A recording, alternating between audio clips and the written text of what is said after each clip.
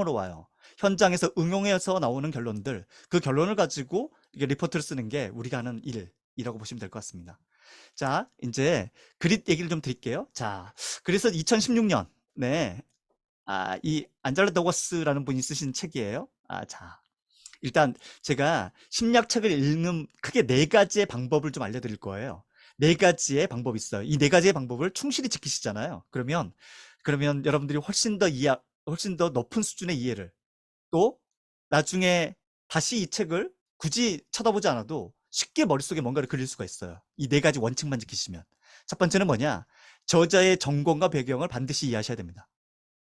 안젤라 더거스가 어떤 전공입니까? 심리학이에요? 심리학의 다양한 전공들 있잖아요. 심리학의 전공 중에서 이 사람이 했던 전공이 뭘까요? 그러면 그 그릿을 이해하는 데 훨씬 더 쉬워요. 어떻게 이 사람이 그릿이라는 걸 발상했는지를 쉽게 더 잘 이해할 수가 있어요. 자, 자, 안젤라 더거스의 이분 유펜에 계시니까 유펜의 심리학과 홈페이지 들어가면 이분의 이렇게 타이틀이 이렇게 나와 있어요. 자, 그리고 한번 볼까요? 여기 보면 여러 가지 뭐 이게 보면은 뭐 하셨어요? 뉴로바이올러지를 하셨네요. 하버드에서 또 뉴로사이언스 하셨어요. 그러니까 즉 학부하고 석사는요. 실제로 심리하고 연관은 있지만 심리학과는 아니죠. 심리학과 연관은 있지만 심리학은 아닌 주로 뭐 하셨어? 뇌과학 하셨던 분이에요. 뇌과학을 하셨어요. 그 다음에 박사를 뭐 유펜에서 박사를 심리학을 했죠. 자, 그리고 이 사람의 주로 관심 있는 분야가 어떤 거예요? 일단 발달 심리네요. 그리고 개인차는 성격하고 지능이에요. 자, 그다음 파지티브 사이콜로지, 긍정 심리학이죠. 또 행동 변화 이런 쪽에 관심이 있어요. 또 스페시픽 에어리는 뭐야? 그릿하고 셀프 컨트롤. 자, 이런 데 관심이 좀 있네요. 자, 이거 여러분들이 만약에 안젤라 더거스가 이런 데 관심이 있구나라고 여러분들이 이해한 상태의 책을 보시잖아요. 그러면 훨씬 더 이해가 쉬워요. 자, 두 번째. 안젤라 더거스가 그러면 어떤 가계도를 갖고 있을까? 이게 뭐냐면 아카데믹 트리라는 게 있습니다. 혹시 여러분들 이 사이트를 아세요? 이게 이제 그 아카데믹 트리라는 사이트인데, 잠시만요. 이게 마우스가 어디 갔냐?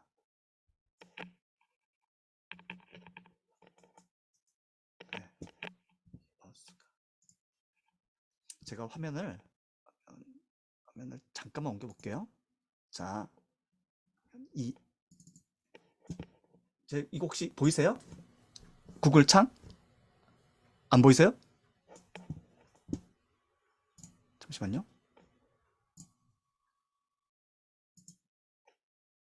죄송합니다. 화면을 제가 다시 이걸로. 어? 이제 보이십니까? 구글 창이 보이세요? 아니면 어디가 보이세요? 구글 창 보여요? 네, 다행입니다. 여기에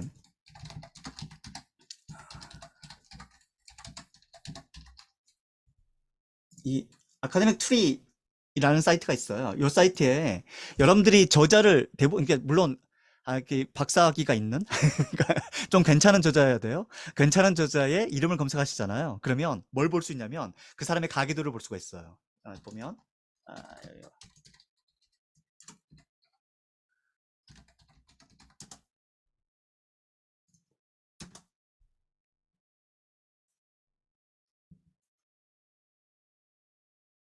생각보다 느리네요. 네. 그러면 이렇게 클릭을 하잖아요. 그럼 이 사람의 가계도를 볼 수가 있어. 자, 가계도가 보이시죠? 자, 보면 어떻게 있어? 안젤라 도거스가 어디 있어요? 여기 있죠. 그 위가 누가 있습니까? 이가 지도 교수예요. 지도 교수가 누구예요? 마틴 셀리그만이야. 셀리그만이 누굽니까? 긍정심리학의 창시자야. 긍정심리학의 창시자야. 그러니까 이 사람은 주로 어떤 분야에 관심이 있는 사람이에요? 긍정심리학이에요. 긍정심리학이 뭡니까? 인간의 어떤 부정적 특성을 보는 게 아니라 어떤 특성을 보는 거예요? 인간의 긍정적 특성. 이게 여기 유독 관심이 많은 사람들이 긍정심리학자들이에요. 우울증, 불안 별로 관심 없어요. 뭐에 관심 있어요? 성공. 어? 또 사람들한테 긍정적인 어떤 영향력을 미치는 거. 이런 데 훨씬 더 관심이 많어. 이 셀리거만입니다. 마틴 셀리거만이 스승이야, 스승. 그러니까 이 사람의 영향은 당연히 뭐 첫 번째 뉴로바이올로지, 즉 뇌과학. 두 번째는 뭡니까? 긍정. 이 두 가지가 잘 조화가 된 그 뭔가를 만들었겠지라고 생각을 하면서 저자를 이해하면은 훨씬 더 쉽죠. 자, 그리고 이 저자에 대해서 좀 더 잘 아시려면 예? 그리고 안젤라 더거스에 대해서 조금 더 잘 알고 싶으시다면 구글 스칼라에 들어가셔가지고요. 안젤라 더거스를 클릭을 하세요. 그러면 더거스가 쓴 논문들을 쭉 보면은 이게 여러분들 저는 이제 팔로우 중으로 돼 있지만은 여러분들이 만약에 팔로우가 안 돼 있다면 팔로우를 누르시면요. 이분이 새로운 논문을 써서 올리잖아요. 그러면 여러분들한테 메일이 와요.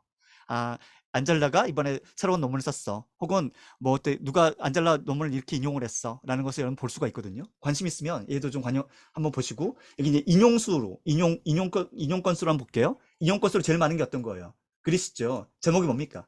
Perseverance and Passion for Long-Term Goal이에요. 그러니까 장기 목표야. 그러니까 그릿은 단기 목표에는 큰 영향력이 없다는 거 알 수 있죠. 주로 어떤 겁니까? 장기 목표야.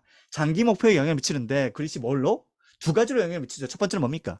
Perseverance니까 집요함이야. 두 번째는 뭐예요? 패션 열정이야. 그러니까 집요함과 열정으로 장기 목표에 영향을 미치는 게 바로 뭐다? 바로 그릿이라는 건데 그 그릿을 2007년도에 써서요. 무려 인용수가 9,600건이 넘어요. 이건 대단한 인용수예요. 자, 여기 있는 이제 또 다른 그리스라는 제목이 있는데 얘는 책이에요, 책. 얘는 책입니다. 얘는 2016년에 나온 책이고 이것도 4,000건 넘게 인용이 돼 있죠. 자, 이 사람의 관심을 쭉 보면 알겠죠. 뭐라고 돼 있습니까? 셀프 디스플린. 그렇죠? 또 뭐 있어요? 또 뭐 있어요?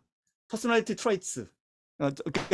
이게 성격적 특성 이런 거. 또 셀프 디스플린 뭐 이런 거 이런 내용 셀프 컨트롤 비슷한 내용 셀프 디스플린이나 셀프 컨트롤은 되게 비슷해요. 나중에 한번 설명드릴게요. 뭐 이런 거 주로 이 사람의 관심사가 이런 거구나라는 것을 우리가 이런 그 구글 스칼라를 통해서 좀 알 수가 있어요. 자, 이제 알게 됐습니다. 알게 됐어요. 자, 그리고 다시 이거 왔다 갔다 하면 좀 어렵네요. 제가 이번에는 안 옮길게요. 그냥 이것만 보고 필요하면 제가 나중에 자료를 따로 제공하도록 하겠습니다. 자, 이번에는 여기 보이시죠? 다시 PPT가 보이시죠? 자, 이제 우리는 안젤라에 대해서 아주 대략적인 배경을 알게 됐습니다. 자, 배경을 알고, 아까 보여드렸던 그 사이트예요. 자, 적어도 한 두 가지 정도 논문은 좀 재밌을 것 같아서 짧게 좀 소개를 드리겠습니다. 첫 번째는 뭐냐면, 가장 유명한 이분이 소위 말해서 학자로서 대가가 된 그 논문입니다. 그게 바로 그릿이에요. 자, 그릿의 내용은 도대체 뭐였을까? 내용을 보면 어떻게 되냐면 이렇게 돼 있어요. The importance of intellectual talent to achievement in all 이렇게 돼 있죠. 자, 무슨 얘기예요? 자, 우리가 인터렉처럴 탤런트 즉 지적 재능에 대해서 모든 어떤 그 전문 분야의 지적 재능의 중요성은 잘 알려져 있어. 잘 정립돼 있어요. 그러니까 다시 얘기하면 모든 전문 분야에서 어치먼트 뭔가 좀 성취를 이루려면 뭐가 되게 중요하다? 지적 능력, 생각하는 능력 이게 중요하다는 것은 잘 정리돼 있어. 그런데 우리가 갖고 있는 인간의 능력 중에 뭐가 있냐면 인지적 스킬도 있지만 비인지적거든요. 그러니까 인지적 스킬이 아닌 예를 들어서 사회적 기술 그렇죠? 경청 공감 이런 거 이건 인지적 기술과 관련이 없잖아요. 하지만 뭐야? 얘는 우리 인생을 살면서 꼭 필요한 스킬 중에 하나잖아요. 이런 것처럼 우리가 어치먼트 뭔가를 성취를 이루는 데 있어서는 지적 재능이 되게 중요해. 그건 되게 잘 알려져 있어. 심리학자들 잘 밝혀냈어. 근데 성공 있잖아, 성공. 성공은 또 다른 거야. 그 프리딕트 서섹스라고 하는 성공은 또 다른 건데 성공을 하려면 진짜 중요한 거 하나가 또 필요해. 그게 바로 뭐야? non-cognitive traits라고 하는 그 비인지적 특성이에요. 그게 바로 뭐야? 그릿이라는 게 있거든. 이거 되게 중요해. 라고 얘기하는 겁니다. 자, 이게 무슨 얘기예요? 그러면 achievement하고 success가 뭐가 다른 거예요? achievement는 그냥 그 분야에서 내가 뭔가 잘하고 있는 거예요. 하지만 그렇다고 해서 유명하지는 않죠. 예를 들어서 제가 강의를 잘하는 것은 제 분야에서 achievement예요. 제가 심리학 공부를 해서 여러분들한테 잘 알려드리는 것은 그건 제가 achievement예요. 하지만 저는 유명하지 않죠. 석세스는 아닙니다. 이 석세스가 되려면 진짜 중요한 게 따로 있어요. 이게 바로 뭐예요? 이게 바로 그릿이라는 거야. 그릿은 뭐야 그러면? 자, 그릿에 대해서 우리가 연구해 보니까 이러이러한 것들이 나왔어. 자, 뭐라고 돼 있습니까? 4% of the variance in success outcome이야. 그러니까 우리가 성공적 결과 변수 있어서 우리가 성공을 예측할 거 아니에요. 성공을 예측하는 데 있어서 뭐가 그릿이 4%를 설명해 줘. 에게 4%. 야, 4% 설명해 주는 거밖에 안 되네. 성공이 만약 100이라면 그중에 96%는 다른 거고 딱 4% 성공해 주는 거네. 설명해 주는 거네. 만약 여러분들 이렇게 이해하셨다면 통계를 한번 좀 다시 들어보셔야 돼요. 통계를 다시 들어보셔야 돼. 여하튼 제가 오늘은 통계까지 얘기할 시간이 없으니까 여하튼 4%는 통계적으로 유의한 수치예요. 유의한 수치인데 자, 참고로 우리가 그 전에 있던 다른 연구를 가지고 좀 비교해서 말씀드리면 좋을 것 같아요. 우리가 자아 퍼포먼스 있잖아요. 성과를 내는 거 있어서 성과를 잘 내기 위해서 우리 조직에서 가장 많이 하는 게 어떤 활동이냐면 job satisfaction이에요. 그러니까 직무 만족이야. 너 네 직무에 대해서 만족하잖아. 너 일하면서 되게 행복하지? 그럼 뭐야? 야, 그러면 성과 잘 내는 거 아니야? 라고 생각하는 겁니다. 자, 직무 만족이 성과를 설명하는 게 몇 퍼센트 되는 줄 아세요? 요거 보면 그릇이 어떤 수준인지 딱 이해가 되실 거야. 통계적으로 메타 연구예요. 메타 연구는 이런 잡 사티스팩션 연구를 수없이 많은 연구들을 딱 하나로 축약을 해봤어. 그리고 그것을 그 연구를 기반으로 해서 보면 이게 몇 퍼센트 설명해 준지 아세요? 퍼포먼스가 있어요? 퍼포먼스가 있어? 내가 그 일에 대해서 만족하고 좋아해? 그것이 퍼포먼스를 잘 내게 만드는데 몇 퍼센트일까? 3%예요. 이게 3%야. 여러분들이 사실은 조직에서 성과 관리하는 데 있어서 제일 중요시 여기는 것 중에 하나가 뭐냐면 직무 만족도 조사잖아요. 매번 하시잖아. 이거 높이려고 애쓰시잖아. 왜? 이게 조직의 성과에 도움이 되니까. 근데 그게 몇 퍼센트? 3%예요. 3%야. 그러니까 4% 너무 우습게 보지 마세요. 여튼 통계는 나중에 제가 혹시 기회가 있으면 설명을 드리고. 자, 그릿은 did not relate positively. 정적으로 연관성이 없어요. 뭐 IQ하고. 왜? 비인지적 스킬이니까. 인지적 기능은 IQ잖아요. 근데 얘는 그렇게 정적으로 연관되지 않았어. 그쵸? 근데 뭐랑 빅 5라고 하는 것은 성격 5요인이라는 건데 성격의 요인 5가지 요인 중에서 그중에서 성실성이라는 요인이 있는데 걔하고는 연관성이 높대요. 걔하고 연관성이 높아. 그런데 그렇다고 해서 얘가 뭐라고 돼 있어요? 비욘드 IQN 이거잖아요. 그러니까 즉 성과라는 게 있는데 성과를 기존에 심리학자들은 어떻게 생각했냐면 제일 중요한 게 뭐야? 지능이야. 머리 좋은 애들이 성과 잘 내는 거지. 두 번째는 뭐야? 성실성이야. 머리 좋고 성실한 애들 성과 잘 내는 거야. 그런데 여기 그릿이라는 게 어떤 거야? 그릿은 incremental, incremental predictive validity가 있어. 이게 무슨 얘기냐면 증분 설명량이라고 보시면 돼요. 그러니까 이게 얘가 이만큼 성과를 설명해주고 얘가 이만큼 설명해주잖아요. 근데 그릿까지 넣어버리잖아. 그럼 성과를 얼마나? 요만큼 더 설명해주거든. 그게 바로 그릿이야. 그게 바로 그릿이거든. 자, 그러니까 너 잘 생각해봐봐. 조직에 성과 내는 데 있어서 뭐? 일단 뭐 봐야 돼? 지능 봐야 되지. 그 다음 뭐 봐야 돼? 성실성 봐야 되지. 이 두 가지만 보면 되겠니? 아니지. 그릿도 봐야지. 그릿도 봐야지. 라고 하는 게 이 논문의 전체적인 어떤 앱스트랙이에요. 자, 대략 이해되셨죠? 자, 그러면 그 논문의 내용이 어떤 거냐? 이런 거예요, 이런 거. 뭐, 내용이 좀 기니까 좀 짧게 설명을 드리면 요거 하나만 볼게요. 자, 이게 이제 그 우리가 보통 그 스펠링, 미국 영어는 스펠링이 되게 많잖아요. 뭐, 이렇게 긴 스펠링은 40개가 넘잖아. 그 암기 대회 이런 게 있거든요. 암기 대회에서 상위 25% 하는 애들, 걔들이 어떤 특성을 갖고 있을까? 일단 머리 좋겠죠. 그쵸? IQ 어때? IQ 좋긴 해. 자, 셀프 컨트롤. 이분의 연구 분야 중에서 관심이 뭐였어요?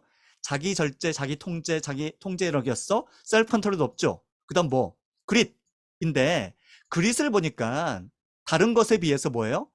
각 하위 25%부터 상위 25%그 4단계 있잖아. 4단계를 가장 잘 설명해 주는 게 어떤 거예요? 그게 바로 그릿이라는 거야. 그렇잖아. 왜? IQ는요. 이렇게 됐잖아요. 무슨 얘기예요? IQ는 오히려 아주 최상위는 아니고 상위권은 맞아요. 최상위권이 아닌 애들한테는 IQ가 잘 설명해 줘. 하지만은 최상위권을 설명하고 최하위권도 설명하고 이 모든 것을 다 잘 설명해 줄 수 있는 그 가장 대표적인 게 어떤 거다? 특성이 바로 그 그릿이야. 라는 것을 이 논문에서 밝혀낸 거예요. 그래서 그릿이 빵 뜬 거야. 자, 이게 그릿이 빵 뜬 거예요. 자, 이제 이번에 논문 중에서 뭐가 있었습니까? 요거 제목대가 재밌잖아요. The Economics and the Psychology of Personality Traits. 그러니까 성격적 특성하고 이코노믹스하고의 상관관계야. 이게 어떤 거냐면 사실은 이거예요. 삶의 주요 변수들 있죠. 어떤 거예요? 여러분 조직에서 리더십을 잘 발휘하느냐, 성과를 잘 내느냐, 오래 사느냐, 그쵸? 또 뭐야? 이게 학점을 잘 받느냐, 또 뭐예요? 그 저기 학위가 높으냐, 공부 오래 했느냐, 뭐 이런 거야. 그런 것들을 예측하는 데 있어서 인간의 다양한 특성이 있을 거 아니에요. 그 특성 중에서 가, 학점을 잘 예측해 주는 게 뭐야? IQ예요. 가장 공부를 많이 하는 사람들, IQ야. 이런 것들을 보면 알 수 있어. 그런데 뭐 가지고 봐봐. 자, 퍼포먼스는요. IQ가 높긴 해. 그쵸? IQ가 높죠? 자, 근데 뭐도 높아요. 아까 말씀드렸잖아요. 여기 뭐 있어? 컨센서스니스 성실성이야. 성실성 이런 거. 이런 거 되게 중요해. 라고 얘기하는 겁니다. 자, 오래 살려면 제일 중요한 게 뭡니까? 성실성이에요. 성실하면 오래 살아요. 성실하면 오래 살아. 학점에 제일 중요한 것은 첫 번째, 지능. 두 번째는 성실성. 그쵸? 자, 이런 변수들을 이 연구에서 다시 한번 재증명했어요. 왜 재증명했다는 표현을 쓰는 건 뭐냐면 사실은 그전에 심리학자들이 가장 믿고 있었던 인간이 갖고 있는 특성이 있거든. 이제 개인차 변수라는 건데 인간의 특성 중에 뭐? 제일 중요한 것은 첫 번째는 지능이야. 사람마다 다 다른 지능을 갖고 있잖아요. 두 번째는 뭐예요? 성격. 사람마다 다른 성격적 특성을 갖고 있잖아. 이 두 가지를 개인차 중에서 대표적인 퍼스널리티 트레이트라고 하는 개인차라고 불리는데 그중에서도 이 지능과 성격, 또 성격 중에서도 뭐? 성격 5인 중에서 이 성실성을 가장 중요시 여겨요. 이것을 재증명한 그런 논문이라고 보시면 될 것 같습니다. 자, 두 번째는 뭐냐? 두 번째는 우리가 기본 프레임워크를 알고 책을 보자는 겁니다. 이 책을 잘 읽는 가장 최상의 방식은요. 여러분들 머릿속에 이 공식이 있는 상태에서 보는 거예요. 첫 번째는 뭐였어요? 첫 번째는 안젤라 더거스가 어떤 지식적 배경, 어떤 학문적 배경을 갖고 있는지 요거 이제 첫 번째 알아보자. 두 번째는 뭐였어요? 두 번째는 일단 기초적인 프레임워크가 필요해요. 모든 심리학 책은 사실은 다 연구 모델이 있어요. 연구 모델은 뭡니까? 인과를 보여주는 모델이에요. 원인과 결과를 보여주는 게 연구 모델인데요. 원인과 결과를 보여주는 모든 스토리가 그게 숨어 있는 어떤 그 프레임워크가 다 그 스토리 안에 숨어 있어요. 그러니까 즉 모든 책은요, 모든 스토리는 그 프레임워크 숨어 있다고 보시는 게 이게 정답이에요. 그러니까 여러분들이 만약에 심리학 책을 읽었는데 그 책이 이해가 잘 안 돼. 이게 무슨 얘기예요? 프레임워크 파악을 못했다는 거야. 그러니까 이게 어떤 인과구조로 연결된 건지를 파악을 못했기 때문에 그 내용이 뭔지를 이해를 못하는 거예요. 그럼 프레임워크를 어디서 확인이 가능해요? 그것은 사실은 이분들이 직접적으로 그 프레임워크를 책 안에서 제시하기도 하지만은 대부분 어디에? 참고 문헌에 달려 있어요. 그래서 사실은 여러분들이 제가 오늘 책 내용을 하나도 말씀 안 드릴 거예요. 왜냐면 책은 직접 읽으시면 돼. 근데 제가 책을 읽는 방식을 알려드릴 거니까 제가 책을 읽는 방식은 어떤 거냐면 그 안에 있는 숨겨져 있는 메커니즘을 찾아야 돼요. 일종의 프레임워크를 찾아야 돼. 그 프레임워크 중에 대표적인 게 뭐냐? 바로 이거예요. 자, P는 퍼포먼스예요. 성과를 낸 데는 이게 사람 변수야. 사람이 갖고 있는 A와 M이 있어야 됩니다. 성과를 잘 내려면 뭐를 갖고 있어야 될까요? 사람의 뭐? 첫 번째 A가 뭐예요?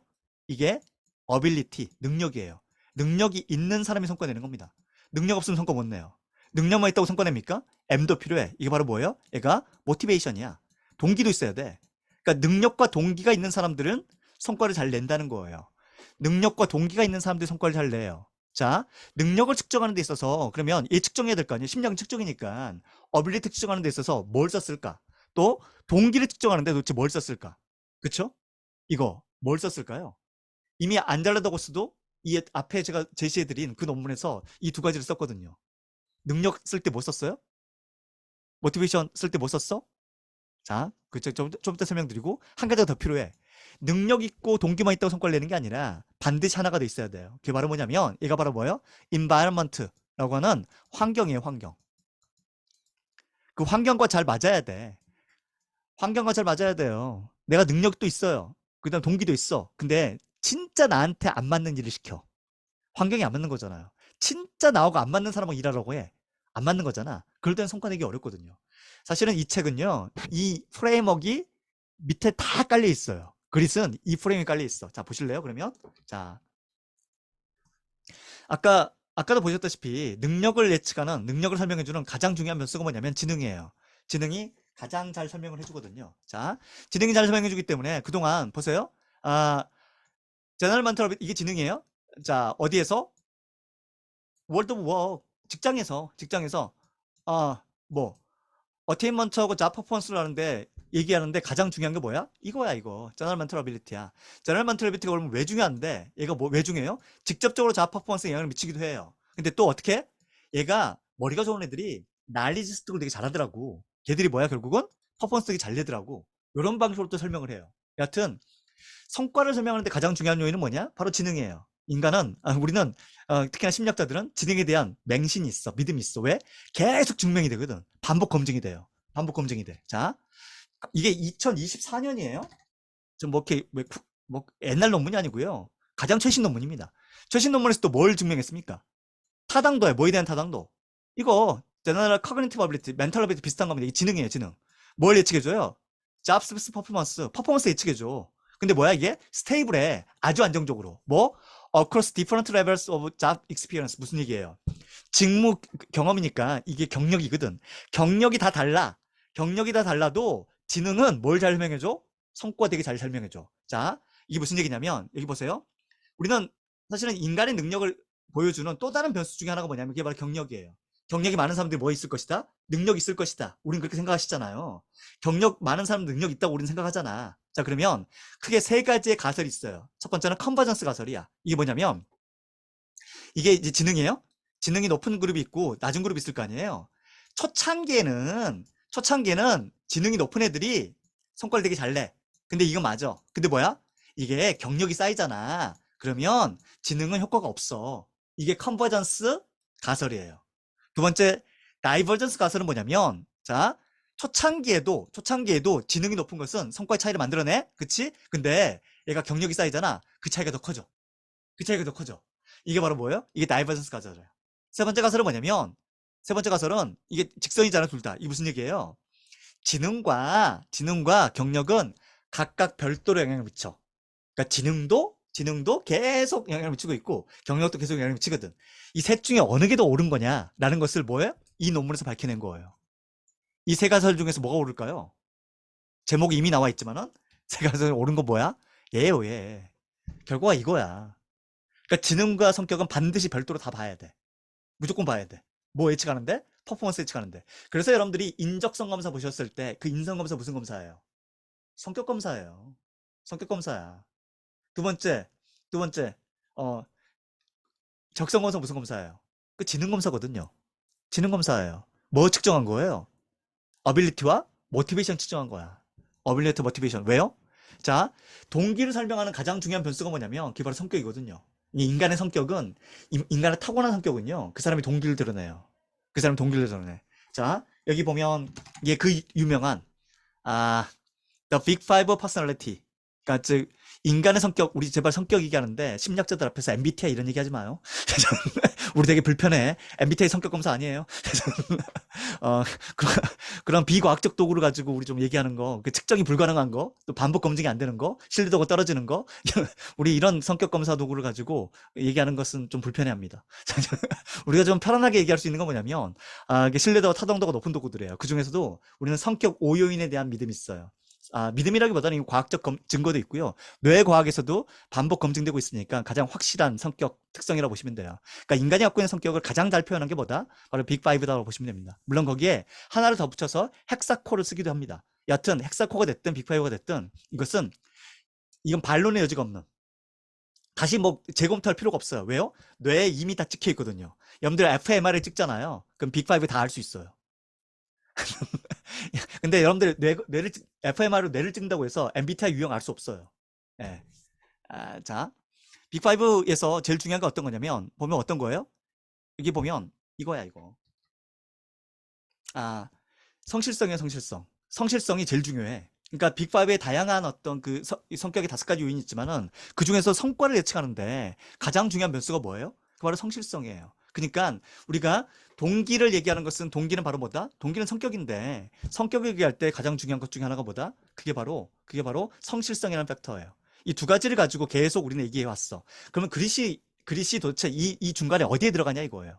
자, 이걸 염두에 두시고 세 번째로 볼게요. 세 번째는 환경인데 환경은 기본적으로 여러분들 핏이라고 생각하시면 돼요. 자, 우리가 핏이 좋은 환경이 있을 때는 어때요?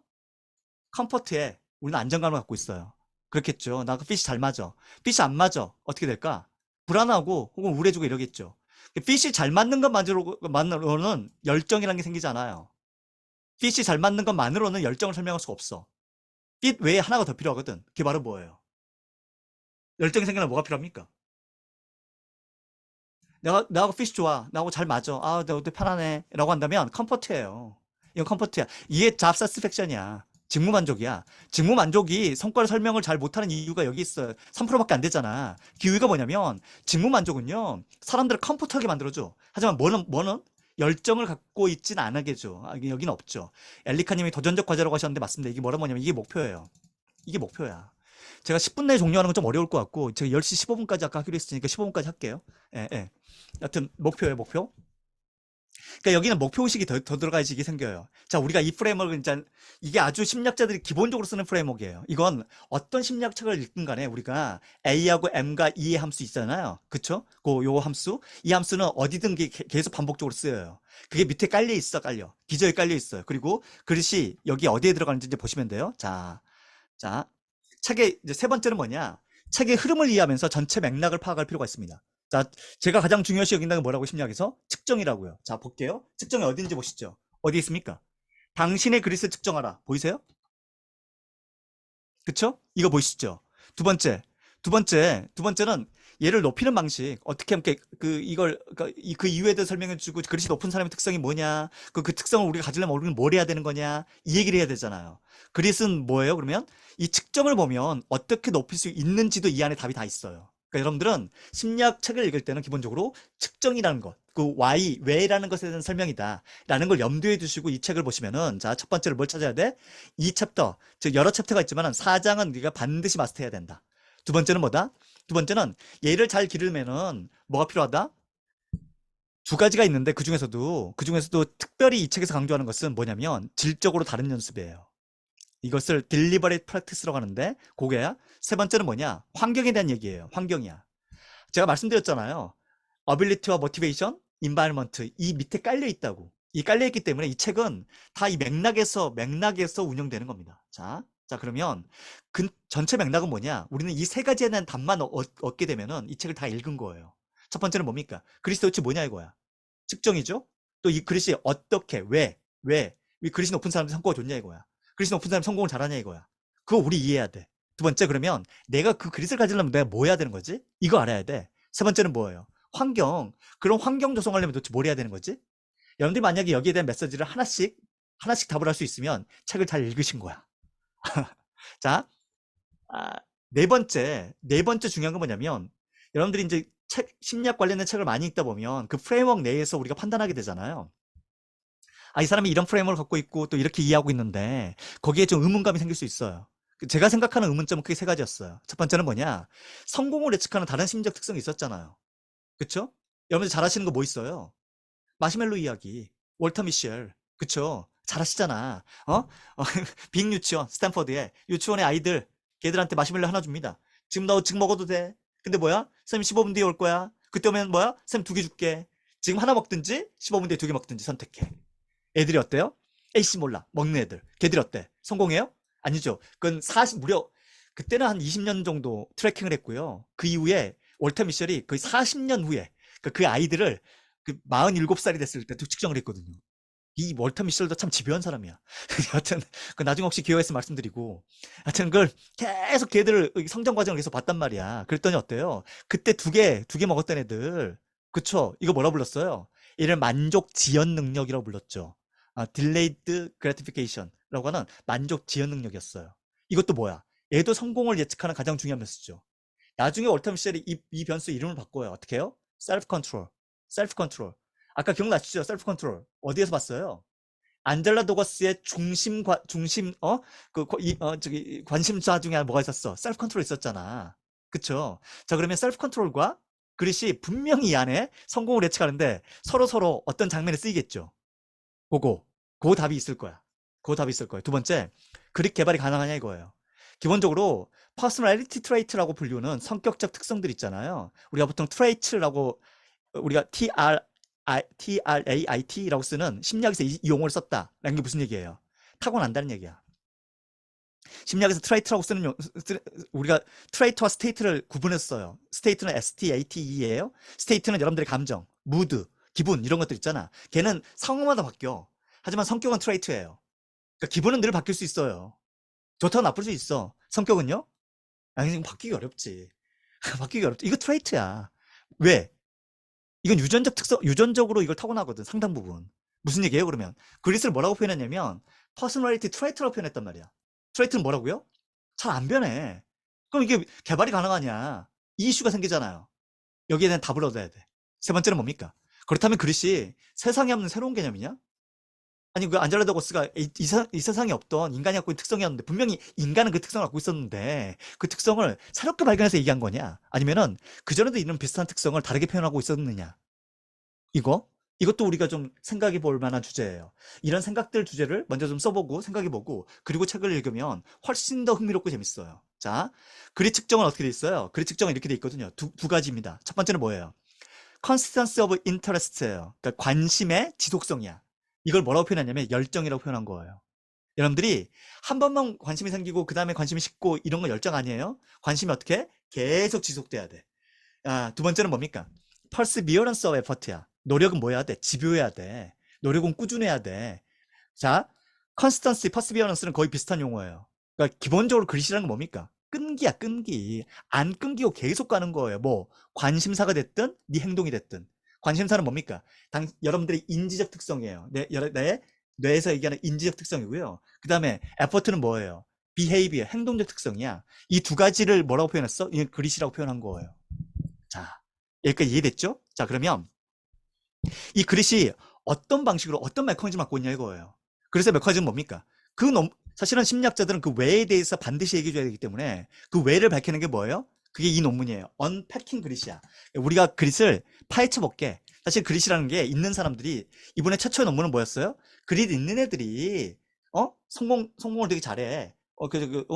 저기 웨스트포인트에서도 오랫동안 살아남고 또 어떤 일을 맡겨도 성과를 되게 잘 내고 그것도 뭐야? 장기 목표 달성 유리해. 라고 논문을 썼잖아요. 근데 거기에서 충분히 밝혀내지 못한 건 뭐냐면 그 메커니즘이야. 그릿이 어떤 경로를 통해서 성과를 내는 거예요. 일단 그릿이 좋다는 거 알겠어. 근데 인간한테 어떤 경로를 미쳐서 성과를 내냐 이거예요. 그걸 밝히는 게 바로 뭐야? 이게 언패킹 그릿이에요. 그러니까 여기 보면 뭐예요? 뭐라고 돼 있습니까? 인게이지먼트, 미닝, 플레저. 그러니까 그릿을 하는 게 과연 즐거우니까 사람들이 그 행동을 동기가 돼서 동기부여가 돼서 계속 하느냐. 그게 나한테 의미가 있으니까 계속 행동을 하느냐. 세 번째, 그게 내게 열정을 불태워주니까 계속 하느냐. 열의를 높여주니까. 인게이지먼트 열이에요. 자, 보면은 뭐라고 돼 있어요? 그릿은 얘하고 마이너스야. 그러니까 그릿 높은 애들이 일할 때 즐겁지 않아. 플레저하고 마이너스야. 또 미닝 뭐야? 플러스예요. 인게이지먼트 플러스야. 뭐가 더 높아요? 얘가 더 높죠. 인게이지먼트 높다는 얘기야. 무슨 얘기냐면 그릿은 어떤 경로를 통해서 성공 경험에 영향을 미치냐면요. 그릿이 있는 애들이 뭐야? 열의가 있어요. 열의가 있어. 몰두한다는 얘기야. 어디에 몰두를 되게 잘해. 근데 그 몰두라는 건 우리 알잖아요. 몰두라는 얘기를 딱 듣는 순간 뭐가 떠올라요? 플로우 떠오르잖아. 칙센미아에. 그러니까 여기서 얘기하는 것 그릿의 핵심은 뭐냐면 사실 이거예요. 아까 제가 이거 기억나시죠? 컴포트, 핏이 잘 만든 건 컴포트예요. 근데 그릿은 그게 아니다. 뭐다? 인수제즘이다. 이게 하나가 더 있어야 된다. 그게 바로 뭐냐? 그릿을 잘 발현하는 사람들의 특성이 뭐냐면 현재 수준에 만족하지 않아요. 자꾸 뭐해? 저보다 난이도가 높은 거, 난이도가 높은 수준의 목표를 계속 추구해. 걔가 그릿이야. 그러니까 그릿의 아주 중요한 특성 중에 하나는 뭐냐면 현재 내가 뭔가 성과를 달성했어, 현재 성공했어, 여기에 만족하는 애들 이 그릿이에요? 그 그릿 아니야. 그릿은 뭐냐면 내가 현재에서 뭔가 달성했잖아. 근데 거기에서 어나더 레벨, 그거보다 하이어 레벨, 또 새로운 어떤 도전들 그것을 계속 만들어내는 애들이 있거든. 걔들이 뭐야? 걔들이 바로 그릿이야.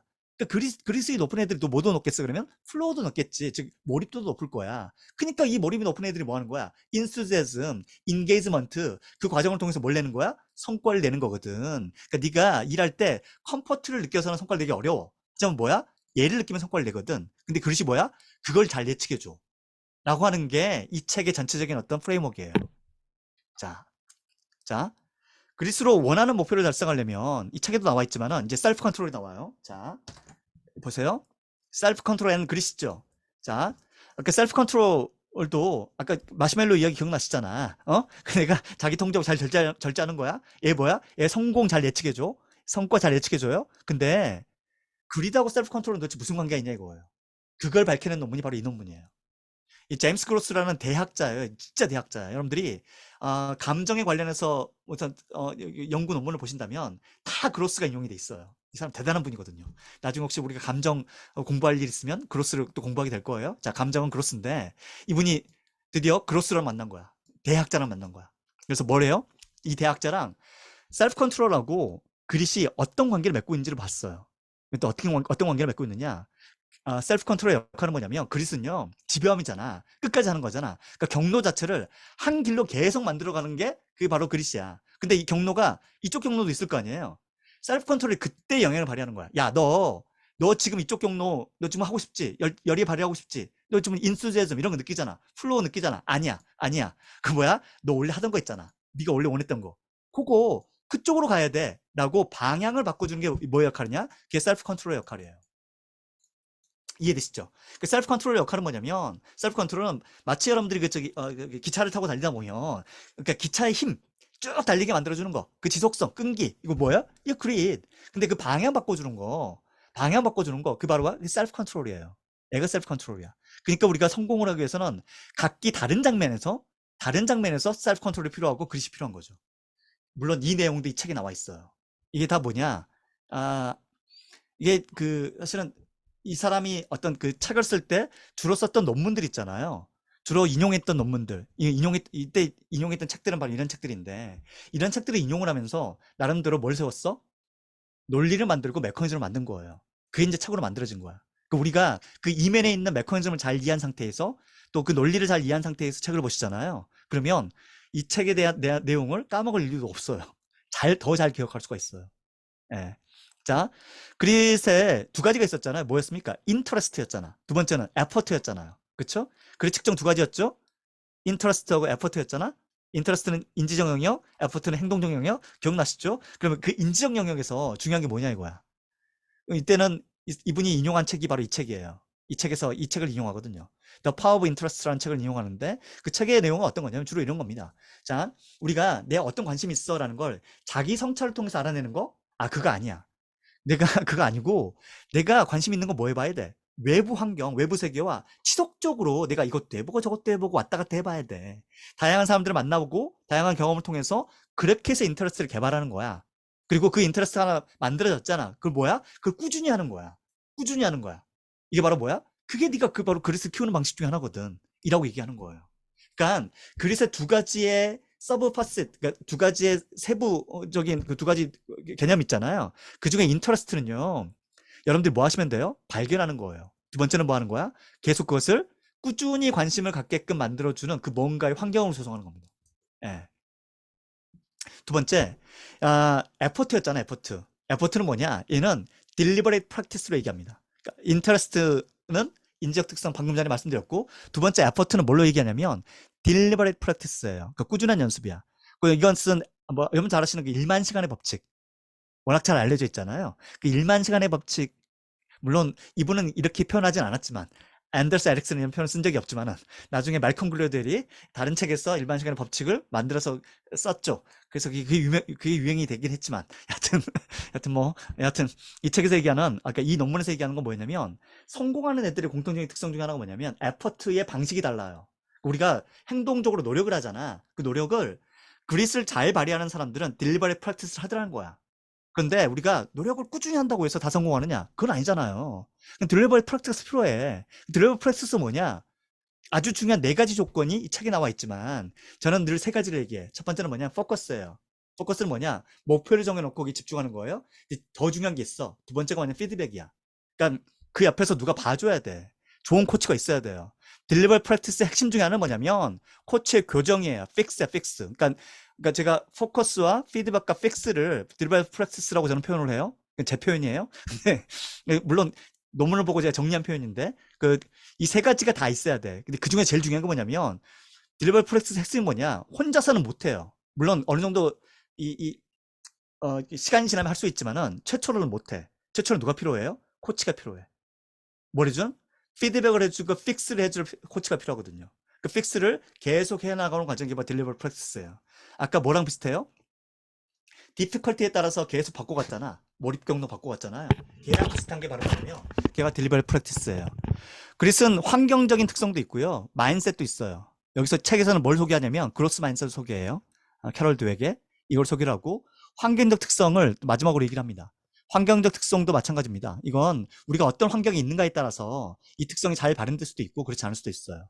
그러니까 그리스를 잘 발현하는, 그러니까 즉 다시 말씀드리면 인터레스트하고 딜리버리 프랙티스를 강조하는 그런 조직과 그런 문화 내에 있잖아요. 그러면 그리스는 키워질 수가 있어요. 왜? 그리스의 두 가지의 변수가 뭐였으니까 인터레스트와 에퍼트였으니까. 그걸 그런 방식으로 이해하시면 제일 쉽습니다. 이건 크리틱이에요. 이건 크리틱인데 과연 그릿이 새로운 개념이냐? 그래서 이분들이 이제 메타 어널리틱 연구를 했어요. 그게 어떤 거냐면 그동안 그린 논문들 쭉 봤거든. 그린 문헌들을 봤는데 much ado about 그릿이야. 그러니까 이게 much ado about nothing이라는 셰익스피어 희곡이 있어요. 뭐 이렇게 무슨 대소송 뭐 이런 거야. 그러니까 별거 아닌 거 막 이렇게 부산하게 뭐 소송 부렸네. 알고 보니까 아무것도 아니네. 뭐 이런 거거든요. 그러니까 그릿을 비판하는 사람들의 목소리는 뭐냐면 그릿의 첫 장에서 아까 제가 앱스트랙 보여드렸잖아요. 뭐랑 비슷하다? 빅5의 성실성하고 되게 비슷하다. 라고 했는데 성실성과 과연 큰 차이가 있느냐? 그것을 봤더니 아예 큰 차이를 발견하기 쉽지 않았다는 거예요. 이건 일종의 그리스의 크리틱이야. 근데 이것도 여러분들 참고 삼아 좀 보시면 좋습니다. 자, 그리고 이제 마지막 얘기. 마지막 얘기 좀 정리하겠습니다. 심리학책을 좀 통찰력 있게 읽으시려면 그 네 가지를 좀 정리하셔야 돼요. 첫 번째는 저자의 전공과 배경. 두 번째는요, 기본 프레임워크 있어야 돼요. 숨겨져 있는 메커니즘을 잘 이해하셔야 돼. 이건 참고 문헌에 주로 나와 있어요. 세 번째는 전체 흐름과 맥락을 잘 파악하셔야 돼. 흐름과 맥락이 없이 그냥 단편적인 어떤 내용만 가지고 기억하는 것은 책을 잘 읽는 방식이 절대 아닙니다. 네 번째는 뭐냐? 여러분들이 비판적 사고로, 비판적 태도로 책을 좀 보셔야 돼요. 이 비판적 태도가 생기려면 뭐가 있어야 돼요? 프레임워크 있어야 돼. 기초 지식이 있어야 돼요. 그 지식을 기반으로 비판할 수 있어야 됩니다. 자, 그리고 한 가지만 좀 말씀드리고 오늘 제 강의 좀 마무리하려고 합니다. 제가 최근에 어떤 생각을 좀 하게 됐냐면 성과를 내는 데 있어서 그리 아까 뭐라고 그랬어요? 이렇게 증분 설명량이라는 표현을 썼죠? 그 전에 뭐야? 지능되기 중요해, 성실성 중요해. 근데 뭐도 봐야 돼? 그릿도 봐야 돼. 라고 얘기했잖아요. 제가 그래서 어떤 발상을 하게 됐냐면 이건 제가 만든 모델인데 그동안 제가 조직 심리학 연구 중에서 성과를 설명하는 개인차 변수들 있잖아요. 개인차 변수들 중에서 주로 그동안은 뭘 다뤘어요? 브라이트 사이드, 밝은 측면이야. 그릿 밝잖아요. 그쵸? 긍정 심리학자니까. 두 번째 뭐야? 성실성, 좋은 척도예요. 좋은 특성이야. 지능 높을수록 좋잖아. 근데 이 좋은 것만 영향을 미칩니까? 아니죠. 인간의 부정적 특성은요, 성과에 악영향을 미치거든. 그러니까 부정 특성이 낮으면서 긍정 특성이 높은 사람이 좋은, 그 사람들이 성과를 되게 잘 내는 사람이겠죠. 그게 단기적이든 장기적이든. 그렇지 않겠습니까? 그런 발상에서 단장기 성과에 영향을 미치는 개인차 변수들이 도대체 뭐가 있는지, 그것도 메타 아널리틱, 즉 진짜 여러 연구에서 반복 검증된 게 뭐가 있는지를 쭉 검토를 했어요. 검토를 해서 나온 게 뭐냐면 이 척도들이에요. 이 척도들은 실제로 조직의 성과를 예측하는데 굉장히 중요한 척도들이에요. 그러니까 우리가 만약에 이걸 잘 측정을 하잖아요. 그럼 뭘 알 수가 있어요? 이 사람의 직장 내에서의 성과나 직장 내에서 관계나 지타적인 이타적 행동이나 또 직장 내에 다양한 어떤 그 어떤 그 상황들을 이 척도로 설명이 가능해요. 가능합니다. 이게 제가 만든 캐럿 모델이에요. 이게 지금 이제 거의 다 개발이 완료됐고요. 조만간 이제 검사 혹시 제발 조직에서 우리 MBTI 이런 거 하지 마시고 뭐 디스크 제발 이런 거 이제 떠나요 이런 거. 그런 거 이제 우리 관계 이런 거 할 때나 얘기하시고 서로 뭐 좋은 관계 맺을 때 그때 쓰시고요. 진짜 조직 내에서 필요한 행동들이나 뭐 어떤 특성들을 좀 잘 분석하고 싶으시다면 이렇게 이 그릿도 좋지만은 조직 심리학자들이 쓰는 이런 변수들을 좀 고려해 보시는 게 좋다. 이게 왜 캐럿이냐? 이게 제목은 이렇지만 제목은 이래요. 그래서 이거 앞자를 딴 거야. 근데 이게 잘 보시면은 위가 넓어야 되고 아래는 좁아야 돼요. 왜냐면 아래는 다크 특성이고 위는 브라이트 특성이거든요. 그럼 얘를 딱 모아보면 어떤 모양이 돼요? 이 다이아몬드 모양이 되잖아. 그래서 캐럿이에요. 기가 막히잖아요. 다이아몬드를 세는 단위 캐럿 하고 이 모양이 캐럿 모양이 나와. 그러면 얘가 이게 조직 내에서 긍정 특성을 갖고 있는 사람, 아니 조직 내에서 성과를 아주 잘 내는, 또 관계도 원만하고 또 이타적인 행동을 보이는 그런 걸 잘 예측해 주죠. 또 조직의 충성심 이런 것도 잘 예측해 줘요. 미안합니다. 마지막에. 네, 박사님, 예. 예. 네, 여기까지. 자, 수고하셨습니다. 박사님께 박수 한번 보내주시고요. 고맙습니다. 네. 박사님, 화면 공유 좀 예, 중지해 끌까요? 주시고요. 네. 자, 특강이 좀 뭐 어려워하시는 분들도 있었을 것 같고요. 또 이게 좀 낯설어 하시는 분도 계시고 재밌어 하시는 분도 계시고 아마 이제 조금 레벨이 좀 이렇게 좀 버겁다 느끼시는 분도 분명히 있었을 거라고 생각을 하는데 실제 이 뭐 저희들의 생각에는 컨텐츠를 학습하려면 이 정도는 해야 되지 않느냐라는 생각이 있고요. 또 하나는 이 정도까지 이끌기 위해서 굉장히 많은 노력을 하려고 합니다. 그래서 좀 적절하게 여러분들이 수준이 낮더라도 충분히 저희들이 이게 커버할 수 있게 함께 학습할 수 있으니까 저 박사님 저래 보여도 가장 수준 낮은 질문부터 가장 난이도 높은 질문까지 모두 커버가 가능합니다. 그러니까 이런 부분들에서 뭐 너무 어렵지 않을까요? 제가 도전하기에 너무 힘들지 않을까요? 라는 거는 여러분들이 너무 걱정 안 하셔도 된다. 라는 말씀을 드려봤고요. 자, 이제 질문이 이제 있었는데요. 이 답이 너무 길 것 같은데, 이거는. 네. 안젤라 더그라스의 그립과 데니얼 코일의 탤런트 뭐, 그 코드를 빠르게 설명은 가능하니까 예, 빠르게 뭐 할게요. 간단히 예. 설명해 그 주셔도. 그리스는 아까 말씀드렸다시피 인지적 특성과 행동적 특성을 얘기했잖아요. 인터레스트하고 에퍼트니까 요 두 가지를 그리스라고 부르는 거고 그것을 지속적으로 하는 거. 탤런트 코드는 뭐냐면 이건 지금 이 저기 미엘린이라고 하는 뇌에 있어서의 신경 가소성을 얘기해요. 그러니까 이건 사실 이거 신경 가소성이라는 거 탤런트 코드라는 건 우리가 뭐 어떤 탤런트를 갖고 태어나 그리고 인생 그렇게 평생 살아 이게 아니라 네가 갖고 있는 탤런트 있어 인정해. 근데 네가 만약에 딜리버리트 프랙티스나 이런 꾸준한 뭔가의 연습을 해서 뭔가 변화를 시키잖아. 그러면 네 뭐가 바뀌어? 네 뇌가 바뀌거든. 데니얼 코일이 뇌과학자니까. 네 뇌가 바뀌어. 그것을 뭐예요? 뇌과학적으로 증명한 거예요. 그게 이제 그 미엘린이라는 저기 뉴런 간에 연결해서 시냅스 있잖아요. 시냅스가 달라지는 모양을 그것을 이제 미엘린이라고 표현한 거고 그게 이제 탤런트 코드라는 그 이분이 쓰신 이제 책 제목인 거죠. 그러니까 뭐가 어떻게 다르냐? 이제 첫 번째 비슷한 점이 더 많아요. 그러니까 만약에 그리스를 통해서 그러니까 플로우 과정을 통해 아까 제가 설명드린 그리스 있는 사람들이 플로우를 되게 잘하잖아. 몰입되게 잘하잖아. 그쵸? 이 과정을 통해서 뭐예요? 자기를 자꾸 그 환경에 노출시키면서 자꾸 자기를 변화시킬 거 아니에요. 기존 환경에 계속 있는 사람들은 인터레스트가 변화가 없어요. 인터레스트도 낮아, 수준도 낮아. 근데 내가 인터레스트가 높다는 것은 무슨 얘기냐면 자꾸 환경을 변화시키면서 거기에 내가 적응하면서 딜리버리 프랙티스를 했다는 얘기거든. 딜리버리 프랙티스 했다는 얘기야. 그러면 내가 뭐가 바뀌어요? 뇌가 바뀌었겠지, 뇌 세포가. 그쵸? 뭐가? 뉴런이 바뀌었을 거야. 그러니까 얘 둘은 오히려 뭐 비교라기보다는 얘 둘을 연관해서 보는 것이 오히려 더 타당할 것 같아요. 제 생각에는. 네. 또 다른 자, 질문. 그리고 저 이 강의를 신청하시면서 하셨던 질문이 몇 개 있었는데요.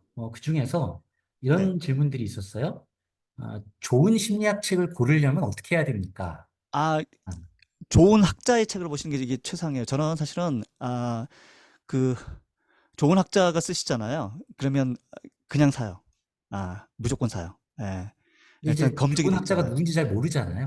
그니까. 이제 그게 이제 핵심이죠. 그러니까 네. 좋은 심리학책을 보기 위해서는 사실은 좋은 학자 이제 확인해야 되잖아요. 좋은 학자를 보는 가장 좋은 방식은 뭐냐면 그 이름을 구글 스칼라에 집어넣으시면 됩니다. 그리고 인용 건수를 보시면 돼요. 그리고 이 사람이 썼던 논문 중에서 인용이 가장 많은 논문, 아까 안젤라 도거스가 썼던 논문 중에서 가장 인용수가 많았던 논문 기억나시죠? 그리 기억나시잖아. 그걸 마치 보는 것처럼 논문 몇 편만 보셔도 돼요. 논문 몇 편만 보셔도 이 사람이 어떤 연구를 해왔고 또 어떤 특성을 갖고 있구나는 것을 쉽게 알 수가 있어요. 네. 네. 그리고 심리학을 잘 모르는데 그러니까 그러니까 사전 질문 중에 하나 그런 게 있었어요. 심리학을 잘 모르는데 심리학 공부를 하는 거 어떻게 하면 좋을까요? 사실 아주 쉽진 않습니다. 지금 아마 이 과정도 여러분들 설명을 들으시면서 책 내용은 되게 쉬워요. 책은 정말 쉬워. 여러분들이 만약에 이번에 히든 포텐셜 그 책, 또 애덤 그랜트가 쓴 최근 책 있잖아요. 그 책 읽어보세요. 진짜 쉬워. 책은 쉬워요. 하지만 그 메커니즘을 이해하는 것은 또 다른 영역이에요. 제가 늘 강조하는 게 뭐냐면 그냥 피상적인 그러니까 누군가는 잘 이렇게 조리해 놓은 그것을 주워 먹기는 되게 쉬워요. 하지만은 그걸 소화시키고 그걸 여러분 걸로 만드는 것은 또 다른 영역이에요. 근데 그게 이건 대중서를 쓰는 학자의 어쩔 수 없는 타입이라고 보시면 돼요. 그 대중서를 쓰기 위해서는 쉬운 사례와 쉬운 내용을 쓸 수밖에 없어. 근데 그 안에 있는 메커니즘을 충분히 다 밝혀내려고 접근하시잖아. 그럼 너무 또 어렵고 복잡해지잖아요. 이분들은 그 접점에 어딘가 타협점을 찾았어. 그래서 이게 사실은 이게 대중으로 소통할 때 이분들이 쓰는 방식이에요. 근데 우리가 심리학을 공부하고 제대로 이해하는 것은 또 다른 차원이에요. 우리는 뭘 알아야 돼요? 심리학은 기본적으로 측정과 이유라니까요. Why야, 왜야. 그 메커니즘을 알아야 되잖아요. 그 메커니즘에 대한 이해가 반드시 필요해요. 그러니까 그게 사실은 그 심리학 초심자들이 이걸 이해하기 쉽지 않죠. 그러니까 위기 메커니즘을 이해하려면 또 두 가지를 해야 돼. 첫 번째는 뭐냐? 통계를 알아야 돼요. 통계를 알아야지 메커니즘을 더 잘 이해할 수가 있어요. 왜냐하면 인과를 분석을 해서 만들어내는 게 이게 바로 그 프레임워크이고 그게 바로 이제 그 모델인데 모형인데 걔를 이해하려면 기본적으로 통계라는 걸 일단 통과하셔야 돼. 두 번째는 아, 한글로 된 논문보다 영어로 된 논문이 훨씬 더 많아요. 그리고 더 좋은 논문들이 다 영어로 돼 있거든. 그러니까 영어에 대해서 조금 더 친밀감을 느낄 수 있어야 돼요. 그러니까 심리학을 공부를 잘하는 두 가지 방법은 제가 심리학 대학원을 가는 사람들한테도 그 대학원 지나가는 거 좋다. 하지만은 두 가지는 반드시 따로 해야 된다. 첫 번째는 영어 공부해라. 그것도 잘 읽고, 빨리 읽고 잘 읽어야 된다. 두 번째는 통계 반드시 알아야 된다. 이 두 가지를 모르고 심리학을 공부하는 것은 거의 불가능해요. 또 다른 질문. 자, 캐, 아, 심리학의 가장 기본서라고 할 수 있는 건 사실 개론서가 가장 기본인데요. 사실 뭐 개론서를 보는 것보다 저는 여러분들이 흥미로운, 그러니까 여러분들 관심사 있잖아요. 예를 들어서 나는 인지 심리학에 관심이 있어. 그러면 인지 관련된 책을 보는 게 맞는 거고요. 저처럼 이제 산업조직 심리학 이쪽에 관심이 있으라고 한다면 애덤 그랜트 책을 보는 게 맞는 거고. 내가 그러니까 마치 여러분들이 내가 컴퓨터를 좀 써야 되는데 그럼 뭐 오케이 여러분들이 예전 포트란 미안합니다. 옛날 사람이라. 뭐 C 언어 뭐 이런 거 뭐 이런 거 공부할 이유가 없잖아요. 그냥 써보면 되잖아. 그냥 써보면 되잖아요. 그러니까 그 내면에 있는 그 심리학에 있어서 뭐 심리학의 역사가 어떻고 사조가 어떻고 이런 건 필요하면 제가 강의를 해드릴게요. 지금도 뭐 심리학 개론 얼마든지 강의할 수가 있으니까 필요하면 좀 강의를 해드릴 텐데 뭐 그런 거보다는 일단 여러분들이 관심 있는 쪽에 좀 읽어보시고 여기에서 아까도 말씀드렸다시피 피드백을 해줄 수 있는 사람이 좀 필요해요. 그러니까 내가 이렇게 읽고 이렇게 이해했는데 이게 과연 맞는 거냐. 그럼 누군가한테 이렇게 피드백을 구하시면 뭐 이렇게 좀 전문가가 이건 이렇게 좀 이해하는 게 옳다. 이 부분은 좀 이렇게 좀 잘못 오해한 것 같다. 이렇게 좀 교정하는 과정에서 조금 더 흥미를 더 잘 느낄 수가 있어요. 네. 그러니까 여러분들이 스터디를 많이 참여하시잖아요. 이제 굉장히 다양한 학습 모임들을 참여하셔서 하시게 되는 것이 참 좋고 훌륭한데, 이제 안타까운 점이 하나 있다면 이제 전문가가 부족하다. 그래서 뭘 지적해주고 보완해줄 사람이 부족하다라는 것들을 이제 저희들이 이제 좀 중요한 맹점이라고 봤고요. 이제 그것을 가장 보완한 것이 바로 이 조직 모임이다라고 다시 한번 말씀드릴 수 있습니다. 자, 요 정도 시간이 너무 많이 돼가지고요. 오늘 강의는 이렇게 좀 정리를 해야 될 것 같습니다. 자, 특강 후기, 여러분들의 후기를 좀 부탁드립니다. 지금 채팅창에 링크를 드렸고요. 여러분들이 오늘 내용을 들으면서 저희 박진 박사님 강의, 그다음에 저희 감 컨설팅의 토요심리학에 대한 여러분들의 생각, 또 심리학에 대한 학습 마인드 이런 것들에 대한 여러분의 후기를 좀 잠깐 받도록 하겠습니다. 네. 좀 올려주셨으면 좋겠고요. 저희가 이 메일을, 단체 메일을 계속 몇 번 드렸기 때문에, 토요심리학회 이제 시즌 5를 신청하실 링크는 거기에 다 있습니다. 그래서 관심 있으신 분들은 뭐 혹시 추가적으로 뭘 좀 물어보고 싶다, 또 뭐 과정에 대해서 뭐 질문을 하고 싶다라는 거는 뭐 저한테 뭐 개인적으로 여쭤보셔도 되고요. 톡방을 통해서 말씀을 남겨주셔도 됩니다. 답변해 드릴 거고요. 제 5기 토요심리학회는 다음 주죠. 그러니까 이번 주 말고 다음 주 토요일에 시작이 됩니다. 다음 주 토요일에 시작을 하고요. 이제 뭐 소개해드린 대로 얼리 어댑터 혜택이 있고요. 또 지난 마감 기한이 있습니다. 그래서 저희도 몇 명이 지원할지 모르기 때문에 지원자 수에 따라서 뭐 진행을 할 거고요. 첫 회는 아마 이제 조직심리학 전반에 대한 강의와 발표를 이렇게 하는 것이다. 라는 것들에 대한 좀 이게 보여드리는 시간이기 때문에 특별히 준비 없이 오셔도 괜찮습니다. 다만 이제 첫 회, 다음 주 토요일 첫 회가 마무리되면 이제 본격적으로 그 다음 회에는 이제 좀 학습을 좀 빡세게 하시면서 5주의 토요심리학회 여러분들이 심리학 학습에 관심이 있거나 컨텐츠에 고민하고 계신 분들은 정말 후회하지 않는 그런 시간을 들려드릴 수 있을 것이다 라고 말씀드리고 싶습니다. 자, 그럼 요 정도로 정리를 하려고 합니다. 네, 너무 밤늦게까지 불금에 참여해주신 여러분들 다시 한번 감사 말씀드리고요. 저희와 인연이 뭐 또 더 되든 또는 뭐 이것으로 끝나든 하시는 일들 잘 되시기 바라고요. 항상 저희 감 컨설팅 관심 가져주시고 애정 갖고 지켜봐 주셨으면 고맙겠습니다. 자, 그럼 이것으로 감 컨설팅의 토요심리학회 오픈 특강 인사드리도록 하겠습니다. 자, 반짝반짝으로 서로 안녕 나누겠습니다. 수고하셨습니다.